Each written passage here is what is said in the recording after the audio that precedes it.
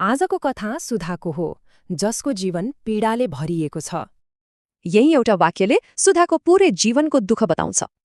भान्सामा थोरै चामल देख्दा उनको मनमा पुराना दुःखका दिनहरू याद आउँछन्। उनको जीवनमा दुःखको ओहिरो नै लाग्यो, जुन बिहापछि सुरु भयो।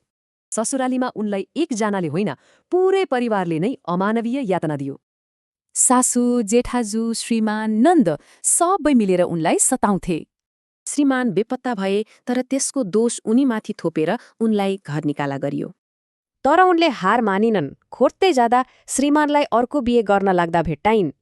दोस्रो बच्चा जन्मेपछि उनले त्यो घर छोड्न धेरै बिन्ती गरिन्, तर श्रीमानले टेरेनन्। दोस्रो बच्चा सिकिस्त बिरामी पर्दा श्रीमानले फेरि उनलाई एक्लै छोडेर गए। बच्चालाई बचाउन भारतसम्म पुगिन्, तर उनको त्यो प्रयास पनि सफल भएन। सन्तान गुमाएर नेपाल फर्किँदा उनको दुःख कम भएन, झन बढ्यो। माइतीमा पनि उनले सान्त्वना पाइनन्, उल्टै समाज र परिवारले कुरा काट्न थाले। यो समाज देखेर उनको मन कति मरेको थियो होला। त्यो सबैबाट भागेर सहर बसिन्, तर यहाँको सङ्घर्ष झनै कठिन थियो। उनले जति प्रयास गरे पनि परिस्थितिले उनलाई कहिल्यै साथ दिएन।